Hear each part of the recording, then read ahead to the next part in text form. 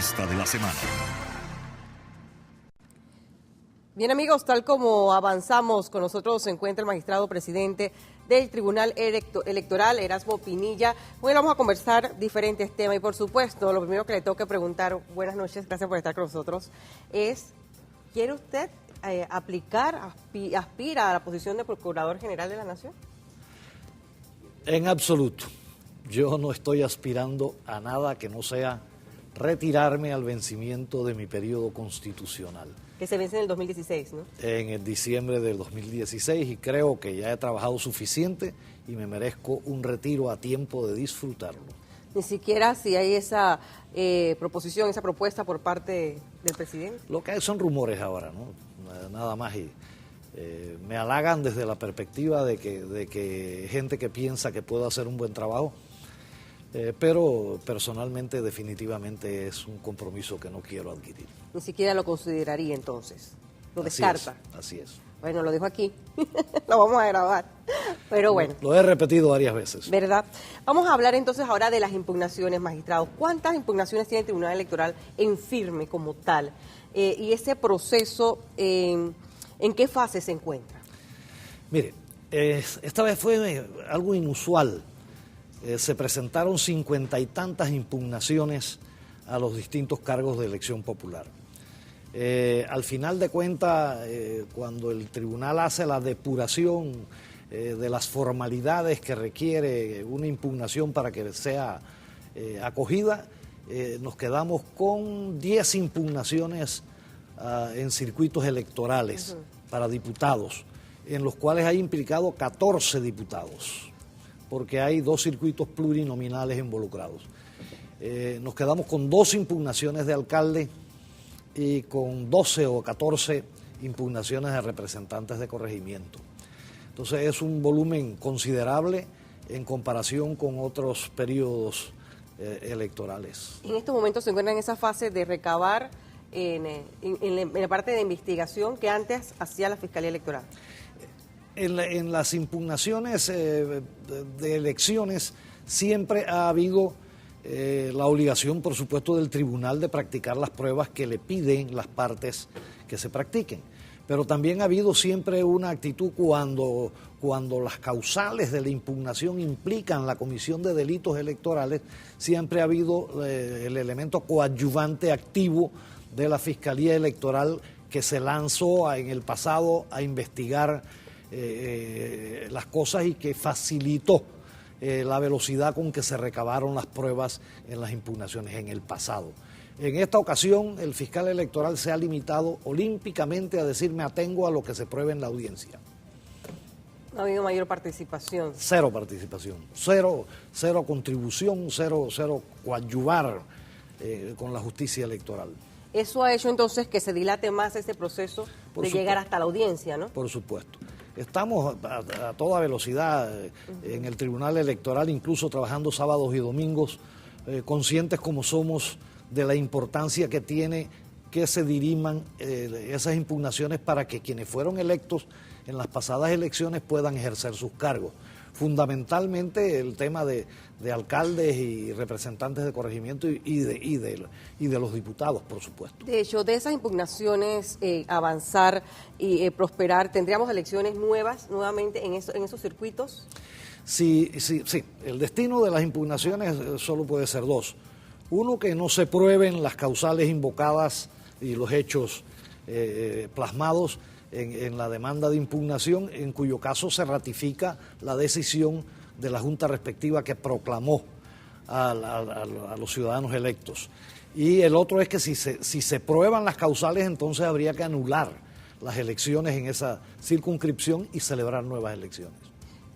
Ahora bien, también sabemos que hay muchos, escuchábamos sus declaraciones hace unos minutos sobre los candidatos, los ex candidatos que fueron en estas elecciones, ya sean electos o no electos, que no han presentado su lista de donantes. Así es.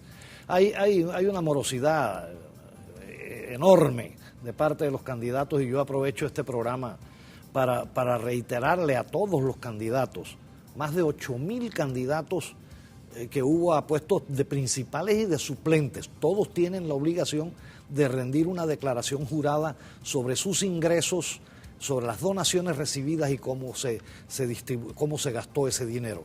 Quien no lo haga al 2 de agosto próximo, no le quedará otra opción al Tribunal Electoral que sancionarlos con una multa. ¿Los haría público el Tribunal Electoral también ese listado de quienes no hayan presentado en esta información? Por supuesto, y van a ser multados con toda seguridad. ¿De cuánto es la multa? No, pero hay una multa por multa. eso. Volviendo al tema de las impugnaciones, para el que no sabe y para poder imaginar estas audiencias, todo, por ejemplo, la gente de ese pueblo, ese circuito, pueden participar como oyentes de esas audiencias. Las audiencias son públicas, siempre. Todas las audiencias que celebra el Tribunal Electoral son públicas. No obstante, por razones de espacio no va a ser sencillo. Ahora, todas estas impugnaciones sí las audiencias las celebramos en Panamá, en la sede del Tribunal Electoral, y allí podrá asistir tanto público como quepa en la sala. Es un proceso complejo. He repetido varias veces que solo en un expediente tengo 25.000 fojas, 25.000 páginas que equivale de pruebas. Eso hay que clasificarlo, eso hay que analizarlo, eso hay que indexarlo, etcétera, claro, para que podamos ir a la audiencia. Magistrado, el paso que sigue es esas reformas al Código Electoral que siempre se hace una vez termina el proceso en la última contienda. Mañana es la primera reunión, de hecho, ¿no?, de esa comisión, esa instalación de esa comisión que prepara esas reformas. El Foro Ciudadano pro reformas electorales, que coordina la Comisión de Justicia y Paz de la Iglesia Católica, le pidió al tribunal que celebráramos una reunión de la Comisión Nacional de Reformas Electorales para ratificar el compromiso que asumieron algunos partidos políticos en aquella famoso Frente por la Democracia de llevar a discusión las reformas electorales que fracasaron en la asamblea anterior. La intención y el compromiso asumido en aquel entonces, así como en el acuerdo de gobernabilidad que han firmado los partidos PRD, panameñista y Popular, señalan que ese proyecto debe ser aprobado íntegramente sin que eso sea óbice, para que en enero, siguiendo la tradición ya del Tribunal Electoral panameño, en enero reunamos nuevamente a la comisión y hagamos otra revisión integral de toda la normativa electoral. Ahora bien, magistrado, para usted, ¿qué son esas cosas fundamentales que deben revisarse en nuestro Código Electoral vigente? Hombre, yo creo que el talón de Aquiles del sistema político panameño es el financiamiento privado de la política. No hay ningún control en la actualidad, y eso quedó evidenciado es la causa fundamental del relajamiento del sistema. En ese proyecto de reformas electorales hay todo un capítulo para establecer topes a las donaciones y topes al gasto que se puede hacer en campaña, además de normas para establecer la transparencia en el financiamiento privado de la política. Y la igualdad, de repente, que fue lo que se quejaban mucho los candidatos durante esta pasada. Con toda razón. El tema es que se habla mucho del dinero ilícito, del dinero ilegal en la política y los peligros que implica. Y no cabe ninguna duda de que eso es muy peligroso. Pero al menos el dinero ilegal lo persigue el Código Penal y tiene normativas para su investigación y la sanción de las faltas. Pero el dinero legítimo también es un problema en política, porque en política se supone que uno de los pilares fundamentales de un sistema democrático es la equidad.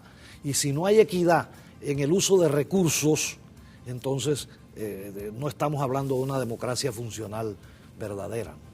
Ahora bien, magistrado, luego de todo este proceso que se dio, esas polémicas que mantuvo usted durante la administración del señor Martinelli, ¿ha vuelto a hablar con él? ¿Ha tenido algún tipo de contacto con el expresidente? No hemos tenido contactos posteriores a las elecciones. ¿No han conversado sobre ninguno de estos temas, pues luego que salió de la presidencia, por ejemplo, después de las elecciones, de hecho? No hemos tenido contacto. En otro tema, también hay mucho que hacer con nuestra Carta Magna. De hecho, uno de los compromisos de Juan Carlos Varela es transformar o hacer cambios en nuestra Constitución. Allí va a haber cosas que tienen que ver con nuestro sistema electoral. ¿Qué recomendaría usted? Por supuesto, hay muchas cosas en el sistema electoral que en una reforma constitucional debemos abordar. Yo creo que hay que establecer esto, en primer término, unas competencias electorales más equitativas. Yo me atrevería a decir que a nivel constitucional debiéramos prohibir el financiamiento privado de la política.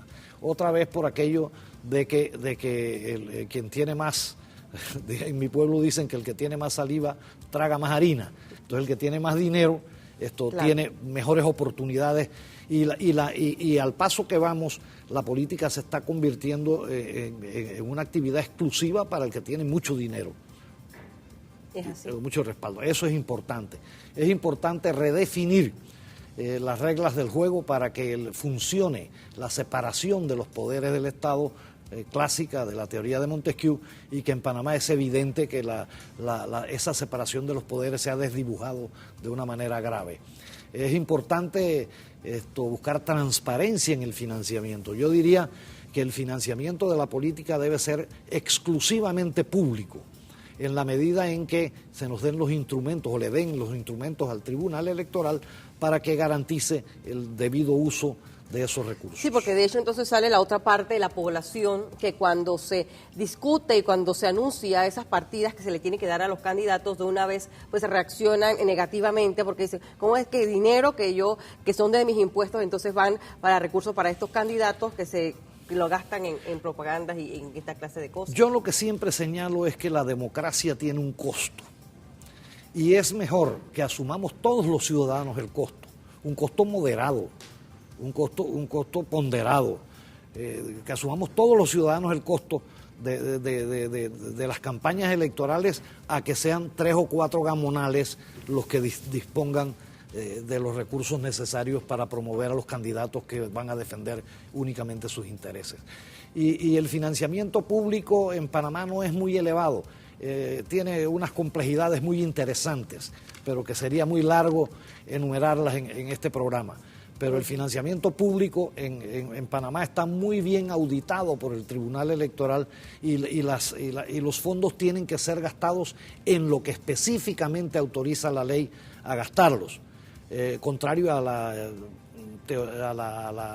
maledicencia que hay de que se gastan el dinero como sea. No, el que se gastan como sea es el financiamiento privado. Okay. Este sí tiene y también el financiamiento ilegal, ilegítimo, de los fondos públicos en campaña. Muchas gracias, señor magistrado, por estar con nosotros esta noche conversando sobre diferentes temas importantes también. Estaremos muy pendientes de que ese acuerdo de gobernabilidad, como decía en la Asamblea, también quede el respeto por esas reformas electorales, que se lleve ese foro ciudadano y que no pase con la administración pasada, que pues quedó archivado, como todos bien lo sabemos. Así es. Y después, entonces, bueno, la verdad es que nosotros tuvimos en la Asamblea anterior que suplicar que suspendieran el debate del proyecto de reforma en virtud de la desvirtualización que estaba sufriendo. Realmente estaba siendo mutilado y bueno, el gobierno promovió por su cuenta 6 leyes, cual de todas más específicamente dirigidas a tomar ventaja de los adversarios. Y eso definitivamente en un sistema electoral es muy grave. Muchas gracias, magistrado, por estar con nosotros esta noche. De seguro habrá reacciones por sus declaraciones aquí dadas a TVN Noticias. Muchas gracias.